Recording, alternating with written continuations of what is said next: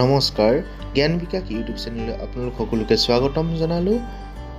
আজি আমি শ্ৰীলংকাৰ অৰ্থনৈতিক সংকটৰ বিষয়ে জানিম আহোঁ। বৰ্তমান শ্ৰীলংকা চৰকাৰ অৰ্থনৈতিক সংকটত ভুগিছে। শ্ৰীলংকা চৰকাৰৰ হাতত বৈদেশিক মুদ্ৰা প্ৰায় শূন্য হৈ পৰিছে।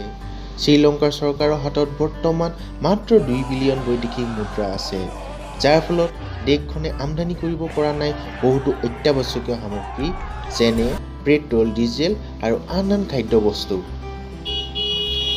শ্ৰীলংকাৰ প্ৰায়বোৰ ঠাইত এতিয়া বিজুলী বাতি নাইকিয়া হৈ পৰিছে। খোৱা খাদ্যবস্তুৰ অভাৱনীয় হাৰত মূল্য বৃদ্ধি হৈছে। দেশখনত ইনফ্লেশ্যনৰ ৰেট প্ৰায় 17% হৈছেগৈ। ইয়াৰ বাবে দেশখনৰ জনসাধাৰণে শ্ৰীলংকাৰ ৰাষ্ট্ৰপতি গোটাবায়া ৰাজাপাক্সেক জগৰীয়া কৰিছে।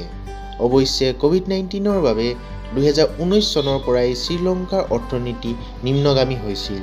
ক'ভিড-19ৰ বাবে দেশত টুৰিষ্ট অহা প্ৰায় বন্ধ হৈ গৈছিল। টুৰিষ্টৰ পৰা দেশখনৰ মুঠ 12% GDP আহিছিল।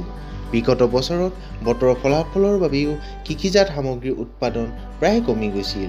ইয়াৰ লগতে শ্ৰীলংকাৰ অৰ্থনৈতিক সংকটৰ মূল কাৰণ হ'ল ঋণ।